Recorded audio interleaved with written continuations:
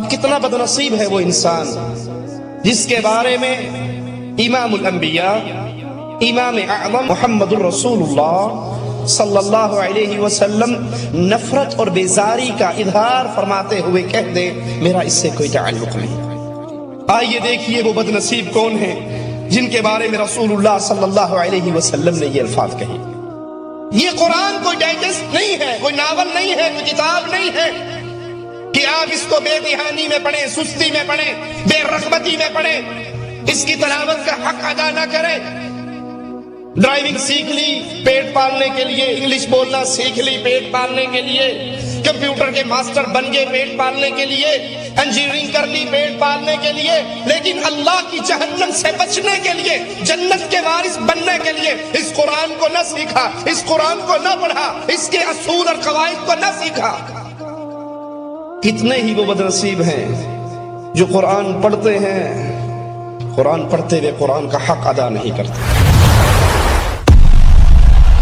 اگر آپ پہلی مرتبہ ہمارے چینل شریف لائے ہیں کا خیر مقدم کرتے ہیں، پلیز سبسکرائب کر لیجئے۔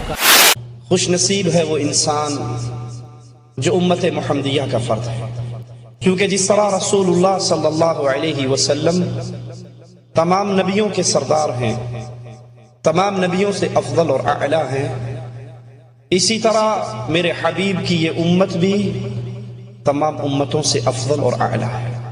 رسول اللہ صلی اللہ علیہ وسلم جنت میں جانے والے سب سے پہلے، نبیوں میں سب سے پہلے رسول اللہ صلی اللہ علیہ وسلم جنت میں جائیں گے۔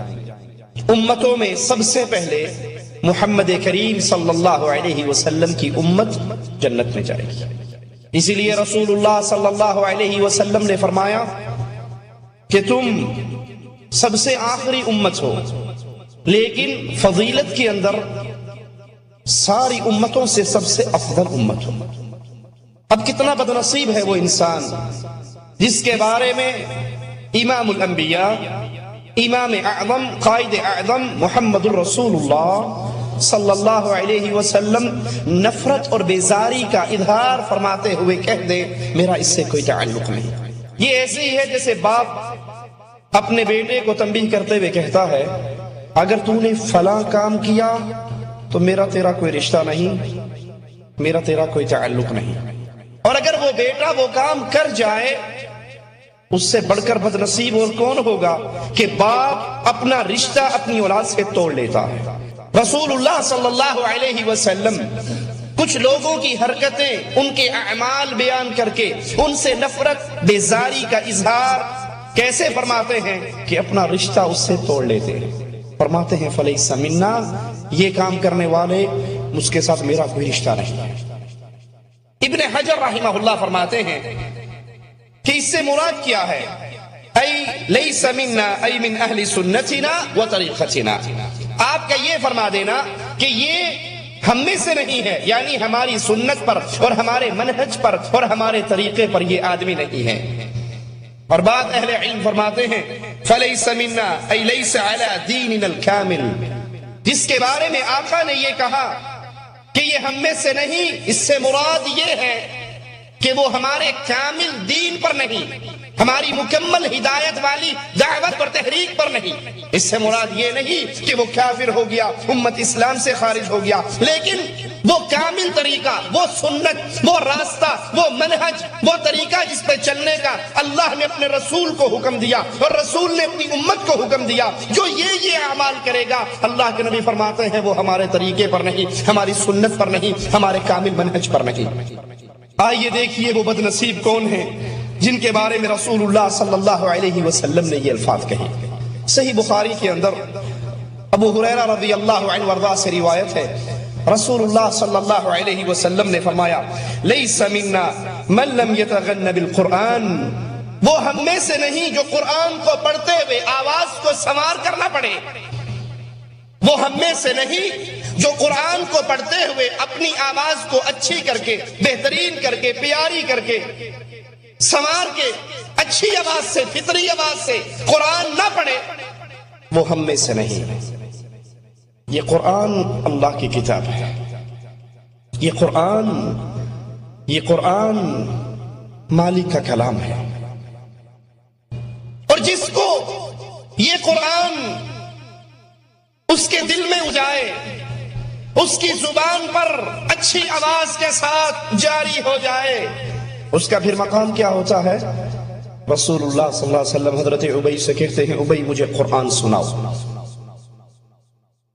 ابی کہتے ہیں یا رسول اللہ صلی اللہ علیہ وسلم، میرے حبیب کا نام آئے تو محبت سے کہا کرو صلی اللہ علیہ وسلم۔ سودا گھاٹے کا نہیں ہے، سودا نقصان کا نہیں ہے، سودا فائدے کا ہے۔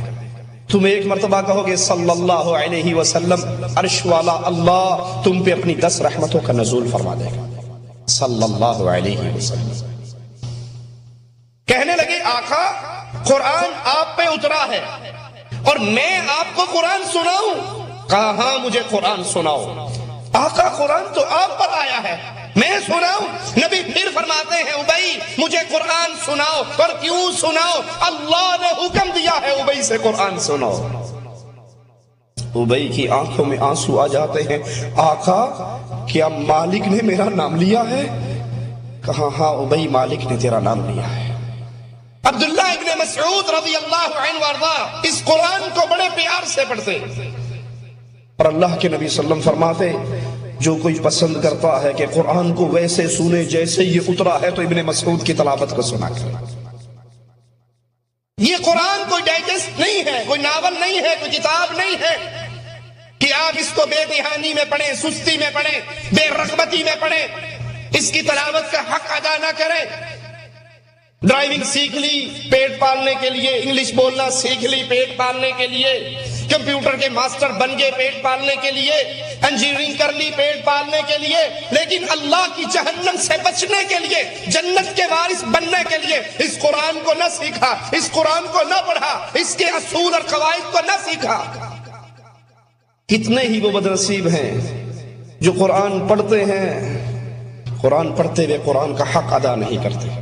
آپ نے سنا ہوگا اپنے ملکوں میں تراویح پڑھنے والوں کو، شبینے پڑھنے والے بھی سنے ہوں گے، سپیکر لگا کے 3 راتوں میں پورا قرآن ختم کرتے ہیں، جتنا مرضی زور لگا کہ ان کے پاس بیٹھ جو، جس آیت پہ انہوں نے بریک لگانی ہوتی ہے اس کے آخری لفظ کے علاوہ کوئی چیز پلے نہیں پڑتی۔ تعلمون یعلمون اللہ اکبر، اس کے درمیان میں کیا کہا ہے اس نے کوئی پتہ نہیں۔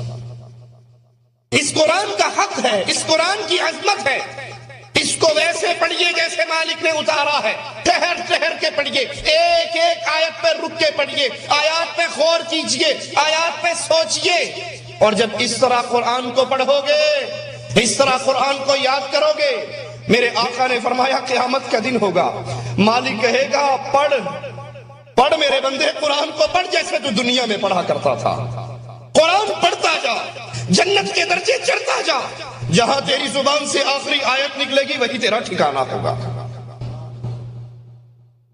اور افسوس انگلش پڑھانے کے لیے ہم نے اپنے بچوں کے لیے ٹیوٹر رکھے ہیں یا نہیں؟ اس کو 500 ریال دینے کے لیے بھی تیار ہیں، اس کو 700 ریال دینے کے لیے بھی تیار ہیں، بیالوجی کے لیے بھی ٹیچر ہے، کیمسٹری کے لیے بھی ٹیچر ہے، لیکن قرآن جیسے نانی اماں نے پڑھا دیا، جیسے دادی اماں نے پڑھا دیا، نہ اس کے حروف، نہ اس کے مخارج، نہ اس کی الفاظ، نہ تجوید کے قواعد، کچھ نہیں علم۔ اس کو ہم نے بس وقت گزاری کے لیے پارٹ ٹائم چیز سمجھی بھی، اور اصل سارا زور وہ دنیا کی تعلیم پہ ہے، وہ اس تعلیم پہ ہے جس کو حاصل کرنے سے دنیا کے اندر مقام تو پالو گے، اور اس تعلیم کو بالکل بھول چکے جس کے حاصل کرنے کے جواب میں عرش والا اپنے نبی کو کہتا ہے، نبی اپنے اللہ کے حکم سے اعلان کرتے ہیں خیرکم خیرکم، دنیا کے اندر بادشاہ بھی ہیں، دنیا کے اندر وزراء بھی ہیں، امراء بھی ہیں، امیر لوگ بھی ہیں، دنیا میں بے بہا قومیں ہیں، لیکن محمد کریم فرماتے ہیں صلی اللہ علیہ وسلم خیرکم من تعلم القرآن، تم میں سب سے بہتر، ہر آدمی سے بہتر، پوری کائنات کا نچوڑ ہے، سب سے بہتر وہ ہے جو قرآن پڑھتا اور پڑھاتا ہے۔ اس کے لیے کوئی ٹینشن نہیں، اس کے لیے کوئی پروگرام نہیں، یہ فکر ہے بچہ ڈاکٹر بن جائے، یہ فکر ہے بچہ انجینئر بن جائے، یہ فکر نہیں ہے بچہ مسلمان بن جائے، قرآن کا قاری بن جائے، قرآن پڑھنے والا جاننے والا بن جائے۔ اور آپ کا بیٹا دنیا کی جتنی بڑی ڈگری حاصل کرنے کے بعد مر جائے، قیامت کے دن آپ کو اس کا کچھ نہیں ملنے والا۔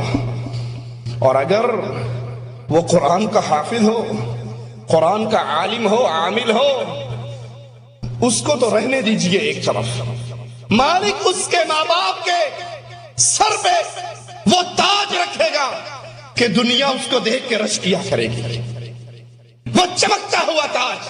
پوچھنے والے پوچھیں گے یہ کون ہے؟ یہ شہداء ہیں، یہ انبیاء ہیں، یہ اولیاء ہیں؟ جواب ملے گا یہ وہ ہیں جنہوں نے اپنے بچوں کو رب کے کلام کا حافظ بنایا۔ رسول اللہ صلی اللہ علیہ وسلم فرماتے ہیں جو قرآن کو آواز سنوار کر اچھی آواز سے نہیں پڑھتا وہ ہم میں سے نہیں ہے۔ حضرت علقمہ کو مالک عز و جل نے بڑی ہی پیاری آواز دی، بڑی خوبصورت آواز دی۔ ابن مسعود رضی اللہ عنہ وارضا حضرت علقمہ کو بلا کر کہا کرتے تھے علقمہ قرآن سناؤ، علقمہ قرآن سناؤ۔